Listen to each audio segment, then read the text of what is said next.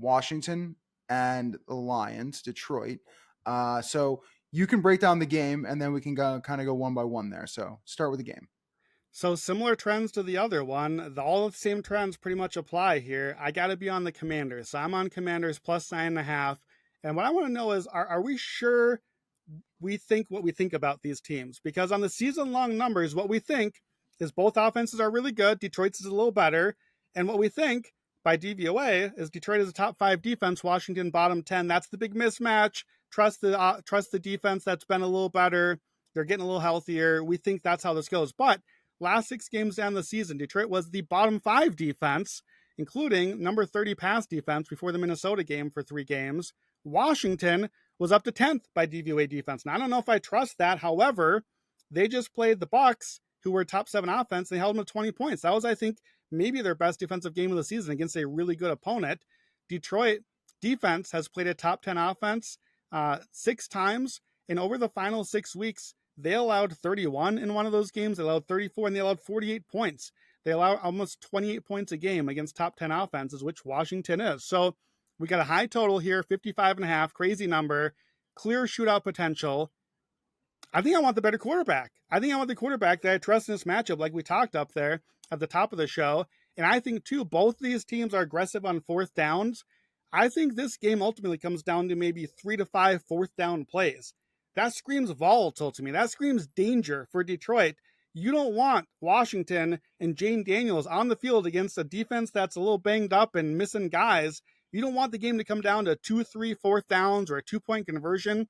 That's not what you want as the 1 seed. So some of the trends here, similar to before, fade the division home favorites, 58% against the spread. Fade the 1 seed after the bye, 64% against the spread. One unique for this one here, division round, if you're on the road and you miss last year's playoffs. So you're proven now. You've won a game, even though you're on the road now. You're 28-14 against the spread. That's 67% for the Commanders here. So I think the number is just too high.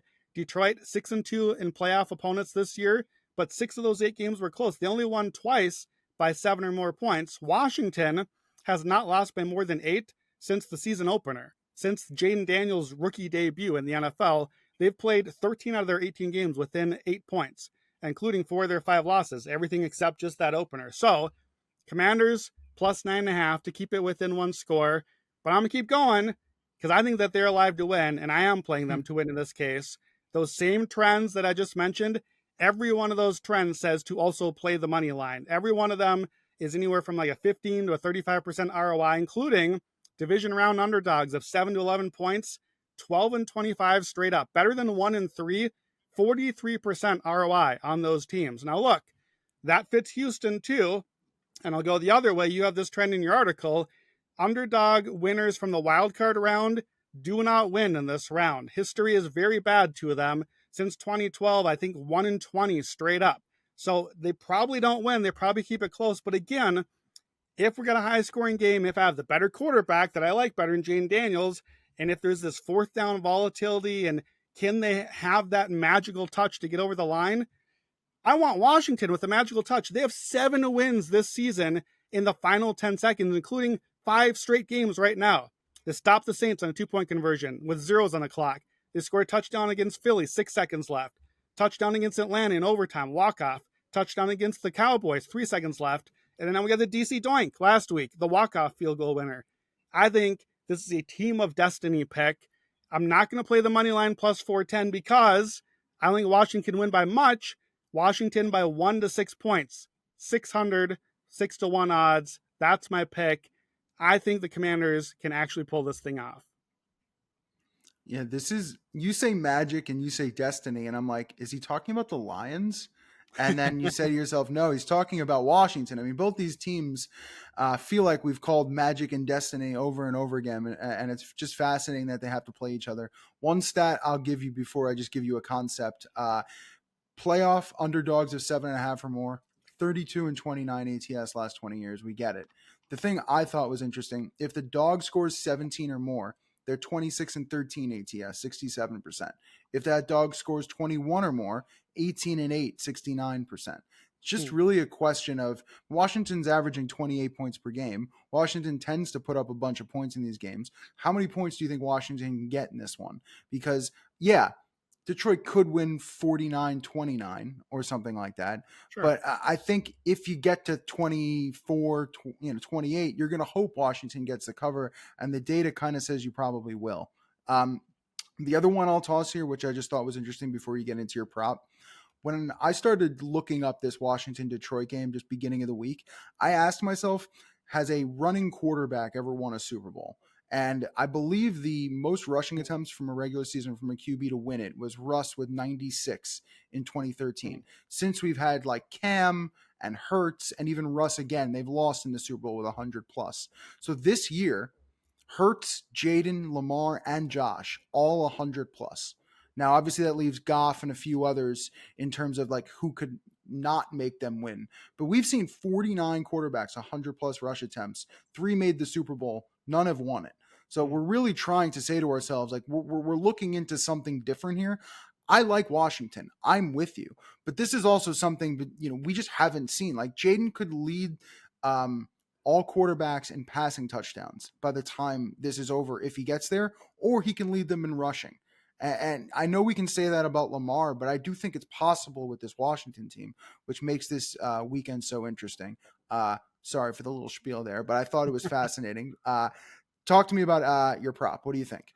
Yeah, so I actually looked at Jane Daniels' rushing props here. I was on the escalator last week. It was feeling good. I think he had like 8 carries for 30-something yards at the half, and then they just didn't really use him a lot as a runner in the second half, including all those red zone chances. I'm like, run the ball, stop standing in the pocket. So beyond that, and the fact they moved the lines, his line is now 9.5 attempts, 55 rushing yards. Even our 15-plus attempts, that one cut in half.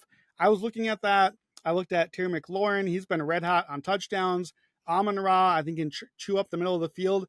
All these guys got really boosted lines because they're playing in a total with 55.5. So I'm going totally off here. I'm going to play Austin Ekeler, a guy that we talked about in our Sunday night podcast, because I think it's a good matchup for him. The Lions are bottom 5 by DVOA against running back receiving, top 10 most running back receiving yards, and they got worse late in the season. Why? Because all those injuries, all those linebacker injuries, 6 of their last 9 games, they had a running back get 30 yards or more against them receiving. Don't forget, remember that Buffalo game right out of the gates? Ty Johnson, catching passes, 5 catches, 114 yards. That was a targeted attack throwing to the running back. Well, who in the last 10 years of football would you rather throw the ball to at a running back than Austin Ekeler? I know he's old, but that's what you have him on the team for.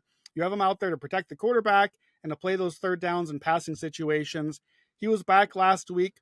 3 catches, 4 touchdowns. Even though he played under half the snaps, he was still kind of ramping up from injury. When he played at least half the snaps this year, 7 times, he averaged 3.3 catches, 32 yards, including he played 50% of the snaps or better, all 5 Washington losses. So I think this one fits the script here of what's an expected Washington loss, even though I'm picking the other side. I don't want the median outcome. The line is like 21, 22 yards. If you look at his game-by-game stats, he can have like 5 yards one game or 7 or 40 a different game. I don't need the middle ground, so I'm just playing the high end here. 3 times this season, Ekeler caught 4 passes. That was in losses to the Ravens, the Bucks, and the Eagles.